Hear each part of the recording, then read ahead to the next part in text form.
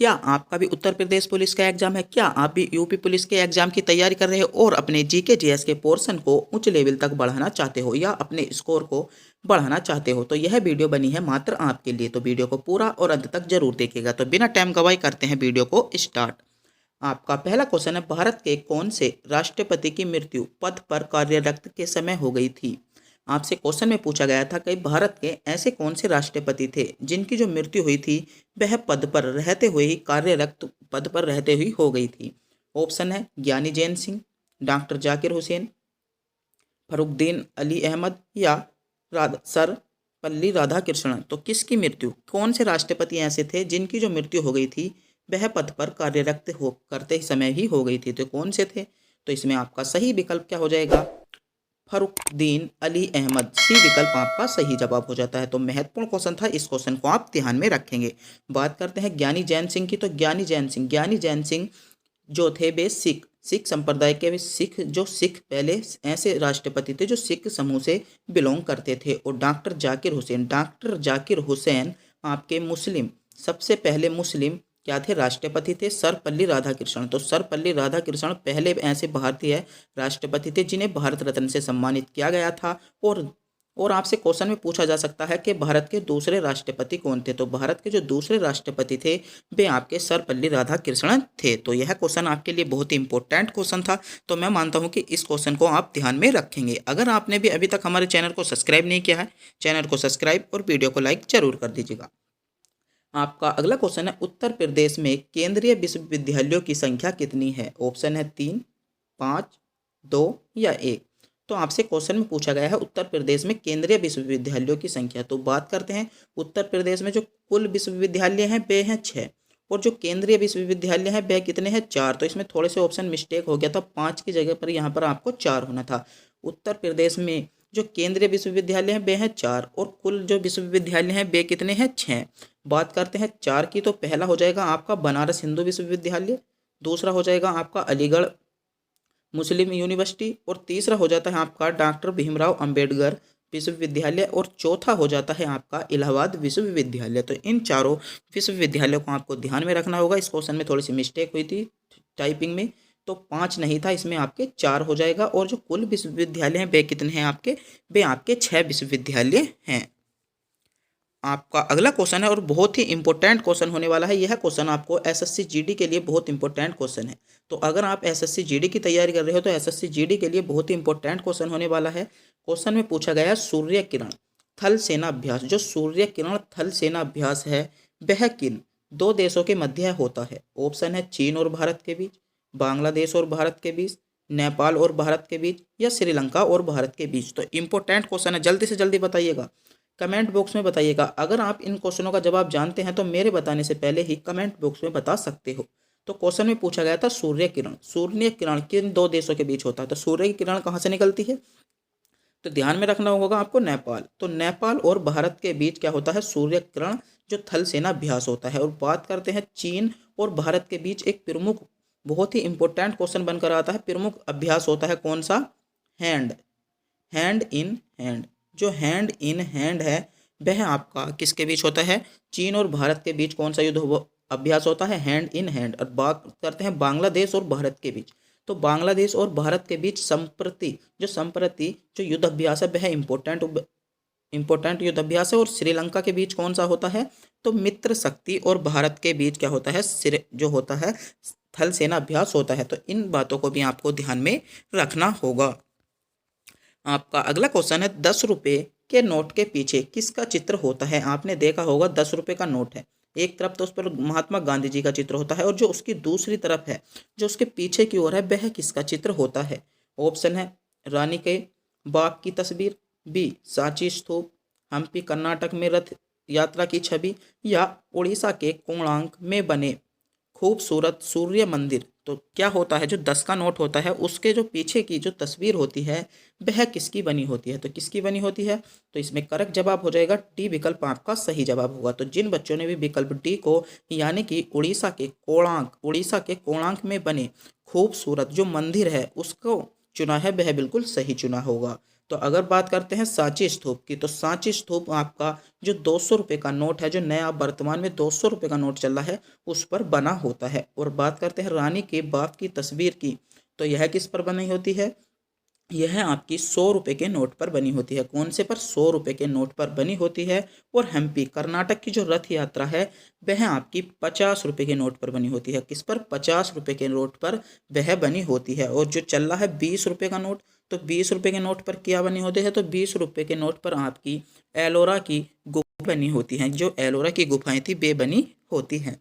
तो एक क्वेश्चन हम यहाँ से आपको कमेंट बॉक्स में पूछना चाहते हैं, आपको बताना होगा जो 1 रुपये का नोट होता है, जो 1 रुपये का सिक्का होता है, उसका प्रचलन करता है वह कौन करता है और उस पर किसके हस्ताक्षर होते हैं। तो अगर आप भी इस क्वेश्चन का जवाब जानते हैं तो कमेंट बॉक्स में बताना ना भूलें। आपका अगला क्वेश्चन है और बहुत ही इंपॉर्टेंट क्वेश्चन है, असहयोग आंदोलन के दौरान विदेशी वस्त्रों के जलाए जाने पर किसने महात्मा गांधी को लिखा था कि यह निठुर बर्बादी है, कि यह बर्बादी है। जो हम विदेशी वस्त्र जला रहे हैं, महात्मा गांधी ने किसको लिखा था कि यह निठुर बर्बादी है? ऑप्शन है मदन मोहन मालवीय को, रविंद्रनाथ टैगोर को, शौकत अली को या मोतीलाल नेहरू को। तो किसको लिखा था? महत्वपूर्ण क्वेश्चन है, बताइएगा किसको लिखा था। तो इसमें आपका सही जवाब हो जाएगा बी विकल्प को चुनने वालों का जवाब बिल्कुल करेक्ट है जवाब है। तो जिन बच्चों ने भी विकल्प बी यानी रविंद्रनाथ टैगोर को चुना है वह बिल्कुल सही चुना है। क्या रविंद्रनाथ टैगोर आपका सही जवाब हो जाएगा। आपका अगला क्वेश्चन है, रणजी ट्रॉफी किससे संबंधित है? तो आपको सभी खेलों की जो ट्रॉफी हैं, जो महत्वपूर्ण ट्रॉफी हैं, वह याद करके जानी होंगी। तो यूपी पुलिस में और एसएससी जीडी में आपसे जरूर यहाँ से एक क्वेश्चन पूछा जाएगा। आपसे क्वेश्चन में पूछा गया है रणजी ट्रॉफी किससे संबंधित है? ऑप्शन है हॉकी से, बी फुटबॉल से, सी क्रिकेट से या कबड्डी से। तो जल्दी से जल्दी बताइएगा, रणजी ट्रॉफी किससे संबंधित है? तो आपका इसमें सही जवाब क्या हो जाएगा? आपकी जो रणजी ट्रॉफी है वह किससे संबंधित है? क्रिकेट से संबंधित है। कहाँ से संबंधित है? क्रिकेट से संबंधित है। तो सी विकल्प में आपको क्रिकेट ऑप्शन दिया गया था। तो क्रिकेट आपका सही जवाब होगा। आपका अगला क्वेश्चन है, उत्तर प्रदेश सरकार द्वारा प्रथम उत्तर प्रदेश दिवस किस तिथि को बनाया गया? तो इस क्वेश्चन का जवाब अधिकतर बच्चों को पता होता है। मैं मानता हूं कि इस क्वेश्चन का जवाब आपको भी पता होगा। जल्दी से जल्दी कमेंट बॉक्स में बताइएगा। 27 जनवरी 2018 को, 24 जनवरी 2018 को या 25 जनवरी 2018 या 26 जनवरी 2018। तो जल्दी से जल्दी बताइएगा। इस क्वेश्चन का जवाब अधिकतर बच्चों को पता होता है। मैं मानता हूं कि आपको भी पता होगा। अगर आपको नहीं पता हो तो मैं बता देता हूं कि जो उत्तर प्रदेश सरकार द्वारा प्रथम उत्तर प्रदेश दिवस बनाया गया था वह आपका 24 जनवरी 2018 को बनाया गया था। तो विकल्प बी में आपको 24 जनवरी 2018 दिया गया है। आपका अगला क्वेश्चन है, निम्नलिखित अनुच्छेदों में से किसको एक डॉक्टर भीमराव अंबेडकर ने, जो डॉक्टर भीमराव अंबेडकर थे, उनके द्वारा संविधान का हृदय एवं आत्मा कहा गया? आपसे सीधे तौर पर क्वेश्चन में पूछा गया है कि डॉक्टर भीमराव जो अंबेडकर थे, जो अंबेडकर साहब थे, उन्होंने संविधान का हृदय और आत्मा किस अनुच्छेद को कहा या किस आर्टिकल को कहा? ऑप्शन है अनुच्छेद 14 को, अनुच्छेद 21 को, अनुच्छेद 32 को या अनुच्छेद 29 को। तो किसको कहा था? जल्दी से जल्दी बताइएगा। डॉक्टर भीमराव अंबेडकर जी ने जो हृदय, संविधान का हृदय और आत्मा जो कहा था, किसे कहा था? आर्टिकल 32 को कहा था। किसे कहा था? आर्टिकल 32 को कहा था। बात करते हैं आर्टिकल 14 की। तो आर्टिकल 14 में आपको विधि के समक्ष समानता और विधि के समक्ष क्या दिए हैं? समरूपता दी है। और बात करते हैं आर्टिकल 21 की। तो आर्टिकल 21 में आपको प्राण एवं दैहिक स्वतंत्रता दी गई है। इन बातों को हाथ नोट कर सकते हो। आपने जो कॉपी ले रखी है, आप नोट्स में भी इन बातों को नोट कर सकते हो कि आर्टिकल 21 में प्राण एवं दैहिक स्वतंत्रता, विधि के समक्ष समता और विधि के समक्ष समानता का विवरण आर्टिकल 14 में है। और अल्पसंख्यकों के लिए, जो अल्पसंख्यक हैं, उनके हितों के लिए क्या है? अनुच्छेद 29 में आपको दिया है। और आर्टिकल 32 में आपको 5 प्रकार की रिट दी गई हैं। कितने प्रकार की? 5 प्रकार की रिट दी गई हैं। तो अगर हम ज़्यादा ही डिटेल से बात करेंगे तो वीडियो ज़्यादा लंबी हो सकती है, तो इसीलिए हम थोड़ा सा बताने की कोशिश कर रहे हैं। आपका अगला क्वेश्चन है, विश्व बैंक का मुख्यालय कहाँ स्थित है? तो एक ना एक मुख्यालय आपसे जरूर पूछा जाएगा। ऑप्शन है लंदन में, बी वाशिंगटन डीसी में, जिनेवा में या वियना में। तो आपसे इस क्वेश्चन में पूछा गया था विश्व बैंक का मुख्यालय कहाँ पर स्थित है? तो जल्दी से जल्दी बताइएगा। इंपॉर्टेंट क्वेश्चन है। विश्व बैंक का मुख्यालय आपका कहाँ पर स्थित है? तो कहाँ पर स्थित है? तो वाशिंगटन डी सी विकल्प बी आपका सही जवाब होगा। तो विकल्प जिन बच्चों ने विकल्प बी को चुना है वह बिल्कुल सही चुना है। आपका अगला क्वेश्चन है G20 का 12वां शिखर सम्मेलन कहाँ आयोजित हुआ था। आपसे क्वेश्चन में पूछा गया था कि 12वां, ध्यान दीजिएगा 12वां क्वेश्चन पूछा गया है कि 12वां शिखर सम्मेलन कहाँ हुआ था, ना कि वर्तमान का पूछा गया है। क्वेश्चन में पूछा गया था G20 का 12वां शिखर सम्मेलन कहाँ पर हुआ, तो कहाँ पर हुआ था, ए विकल्प इसमें आपका सही जवाब हो जाएगा। इतना इंपॉर्टेंट क्वेश्चन नहीं था, आपसे वर्तमान का पूछा जा सकता है कि G20 का वर्तमान में जो शिखर सम्मेलन हुआ था वह कहाँ पर हुआ था और कौन सा हुआ था। तो अगर आप इस क्वेश्चन का जवाब जानते हैं तो हमको कमेंट बॉक्स में जरूर ही बताएंगे। तो जल्दी से जल्दी कमेंट बॉक्स में बताइएगा कि G20 का जो वर्तमान में शिखर सम्मेलन हुआ है वह कहाँ पर हुआ है और कब हुआ है। आपका अगला क्वेश्चन है सुपर 31 क्या है। बहुत ही इंपॉर्टेंट क्वेश्चन है, इस क्वेश्चन को मैं 3 स्टार दूंगा। यह क्वेश्चन आपसे पूछा जा सकता है कि सुपर जो 31 है वह क्या है। ऑप्शन आधुनिक कंप्यूटर है, चावल की एक किस्म है, कीटनाशक दवाई है या अमेरिकी व्यापार कानून है। तो जल्दी से जल्दी बताइएगा, बहुत ही इंपॉर्टेंट क्वेश्चन होने वाला है। सुपर 31 क्या है, तो सुपर जो आपका 31 है क्या है, वह क्या है, अमेरिकी व्यापार कानून है। क्या है, एक अमेरिकी व्यापार कानून है। तो डी विकल्प को चुनने वालों का जवाब बिल्कुल सही जवाब हो जाएगा। आपका अगला क्वेश्चन है भारत के किस राज्य में प्रदेश राजमार्ग की लंबाई सर्वाधिक है। आपसे क्वेश्चन में पूछा गया था जो भारत में ऐसा कौन सा राज्य है जिसमें प्रदेश राजमार्ग हैं, जो आपके प्रदेश राजमार्ग हैं उनकी लंबाई सर्वाधिक है। ऑप्शन है उत्तर प्रदेश में, बी बिहार में, मध्य प्रदेश में या महाराष्ट्र में। तो जल्दी से जल्दी बताइएगा कहाँ पर है, तो महाराष्ट्र इसमें आपका सही जवाब हो जाएगा। क्या महाराष्ट्र इसमें आपका डी विकल्प बिल्कुल करेक्ट जवाब हो जाता है। अगर आप भी उत्तर प्रदेश पुलिस की तैयारी कर रहे हो तो यह क्वेश्चन आपके लिए बहुत ही इंपॉर्टेंट है। आपसे क्वेश्चन में पूछा जा सकता है उत्तर प्रदेश में स्थित सबसे बड़ा राजमार्ग कौन सा है। तो उत्तर प्रदेश में जो स्थित है सबसे बड़ा राजमार्ग कौन सा है, जल्दी से जल्दी बताइएगा। उत्तर प्रदेश में स्थित सबसे बड़ा राजमार्ग आपका कौन सा हो जाएगा, तो राजमार्ग कितना हो जाता है 30, जो वर्तमान में नाम दिया है। और उत्तर प्रदेश से निकलने वाला सबसे बड़ा राजमार्ग कौन सा है, तो राजमार्ग 34 जो NH 34 है वह सबसे बड़ा है। और सबसे छोटा कौन सा है, सबसे छोटा गुजरने वाला है आपका NH 552, जो सबसे छोटा राजमार्ग यूपी से गुजरने वाला है वह कौन सा है, 552 आपका हो जाता है।